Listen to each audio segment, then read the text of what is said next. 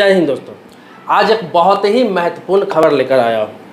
एक बड़ा सरकारी बैंक प्राइवेट बैंक होने जा रहा है। मतलब समझिए वो हो ही गया हुआ है, आरबीआई ने मंजूरी दे दिया हुआ है। आपको बता दूं, देखिए कोई भी सरकारी बैंक हो या प्राइवेट बैंक हो, सबके बारे में मैं समय समय पर आपको बताता रहता हूँ। दोनों में अंतर बताता रहता हूँ, दोनों का सुरक्षा के बारे में बताता रहता हूँ कि किस में कितना पैसा सुरक्षित है, किस में कितना सुरक्षित है। मैं सब कुछ कंपेयर कर करके समय समय पर बताता रहता हूँ। आप जो सवाल करते हैं कमेंट बॉक्स में, कुछ पूछते हैं, उसके बारे में भी वीडियो बनाकर आपको अवेयर करता रहता हूँ, जानकारी देता रहता हूँ।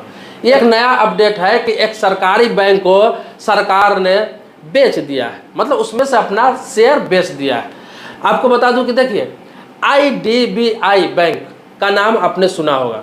आईडीबीआई बैंक है जो सरकारी बैंक है, पूर्ण रूप से सरकारी बैंक है। वो एक पहले वित्तीय संस्थान हुआ करता था और बाद में उसे सरकार ने बैंक बना दिया। अब बताता हूँ कि आईडीबीआई बैंक जो है, इसमें सरकार की हिस्सेदारी 45.5% है और इसमें एलआईसी की हिस्सेदारी 49% है। मतलब दोनों को मिला दिया जाए तो 94.5% सरकार की हिस्सेदारी है इसमें। अब इसमें क्या है कि सरकार इसमें से अपनी हिस्सेदारी 30.2%, मतलब 30.2% अपनी हिस्सेदारी बेचने जा रही है। इसके अलावा एलआईसी का 30.5%, मतलब दोनों को मिला दिया जाए आपको तो 60.7% टोटल हिस्सेदारी सरकार अपनी बेचने जा रही है।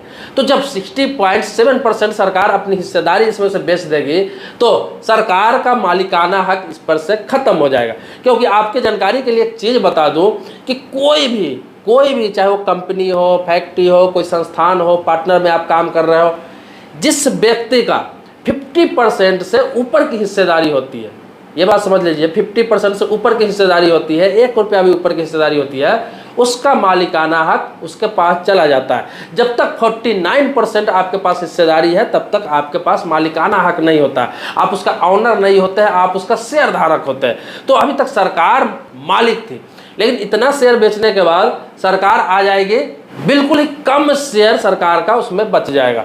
तो मालिकाना हक हो जाएगा किसका? जो इनका शेयर 60% खरीद लेगा वो मालिक हो जाएगा इस कंपनी का, और ये बैंक हो जाएगा प्राइवेट बैंक पूर्ण रूप से। आरबीआई ने भी इसका मंजूरी दे दिया है। सरकार ने इसका मसौदा तैयार किया था और आरबीआई के पास भेजा था, आरबीआई ने मंजूरी दे दिया है और अब ये पूर्ण रूप से ज़्यादा समय नहीं लगेगा। मैं आपको बता दूं कि इसी साल में ये bank IDBI bank private bank बन जाएगा। देखिए कोई भी बैंक चाहे वो सरकारी बैंक हो चाहे प्राइवेट बैंक हो, सरकारी बैंक प्राइवेट हो सकता है, प्राइवेट बैंक सरकारी हो सकता है, बस शेयर का खेल होता है। ये समझ लीजिए, बस शेयर का खेल होता है। जैसे कि मान लिया जाए, एग्जांपल के तौर पे बता रहा हूँ कि एचडीएफसी बैंक है, आईसीआईसीआई बैंक है, इसका मालिक कोई और है। अब क्या उनका शेयर बहुत ज़्यादा है, वो शेयर उतना ही बेचते हैं, अपना शेयर उतना ही मार्केट में देते हैं जितना कि उसका मालिकाना हक बचा रहे। कम से कम शेयर लोगों को बेचते हैं, चाहे 40% हो, 30% हो, इस तरह से। लेकिन अगर उन्हें लगे कि नहीं, अब मैं ज़्यादा शेयर लोगों का लगाऊंगा, अपना प्रमोटर होल्डिंग कम रखूंगा, मतलब कि मैं अपना शेयर कम करूंगा, अपना शेयर को ज़्यादा से ज़्यादा बेच दूंगा, सेल कर दूंगा, तो इसमें अगर सरकार अगर 60%, 70%, 50% से ऊपर शेयर खरीद लेती है, बैंक सरकारी हो जाता है, सरकार के हिसाब से चलने लगता है। तो इसी प्रकार से मैं आपको बता दूं कि आईडीबीआई बैंक भी वित्तीय संस्थान हुआ करती थी, लेकिन सरकार ने इसे बैंक बना दिया, अपना शेयर ज़्यादा से ज़्यादा इसमें डाल के, और इसे बैंक का दर्जा दे दिया गया और इसे बैंकिंग काम कराने लगी। आईडीबीआई का फुल फॉर्म है industrial development bank of India, और इसमें बहुत सारे लोगों का खाता होगा, बहुत सारे लोगों का अकाउंट होगा। अब बताता हूँ कि लोगों पे क्या फ़र्क पड़ेगा, कस्टमर पे क्या प्रभाव पड़ेगा। तो मैं आपको बता दूं कि ये बैंक प्राइवेट हो जाए चाहे सरकारी थी, इससे कस्टमर को कोई फ़र्क नहीं पड़ने वाला है, किसी प्रकार का कोई फ़र्क नहीं पड़ने वाला है, कोई दिक्कत नहीं आने वाली है, किसी प्रकार का कोई बदलाव नहीं होने वाला है।